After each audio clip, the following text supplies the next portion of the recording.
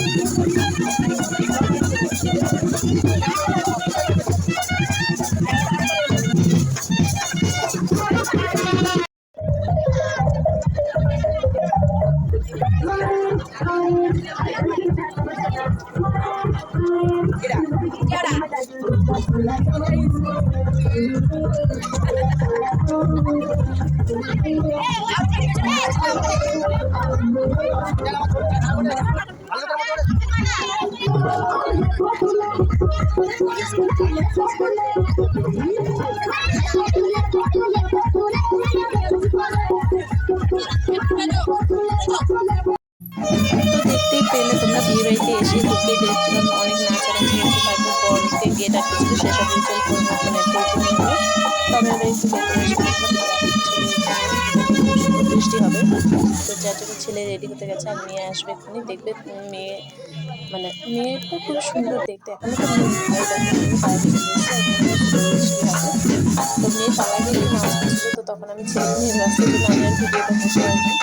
তো এখন চলে এসেছে, ছেলেও দেখতে চলে এসেছে। এখন শুভ দৃষ্টি হয়ে গেছে। আমি তার মধ্যে খেতে গেছিলাম, এসে দেখে বিয়ের অনেকটা রিচুয়ালের হয়ে গেছে। তো তারপর আমরা চলে এলাম বাড়িতে। কারণ কি আমার আর ভালো লাগছিল না, যেহেতু রাত্রি 12টা পার হয়ে গেছিলো, আর সুস্থ লাগছিল না নিজেকে নিজে। তো খাওয়া দাওয়া করে এই দেখো আমরা বাড়ি চলে এলাম। বাড়িতে এসে আমার খুব বিরক্ত লাগছিল। আমি এগুলো কখন খুলবো, আমার ভালো লাগছিল না। আর এই মেকআপ টেপগুলো কখন তুলবো, নিজের মুখে নিজের ফেসে কী করে ফিরে আসবো। তো চলো বন্ধুরা, এগুলো টাটা বাই বাই, এগুলো তুলে ফেলি।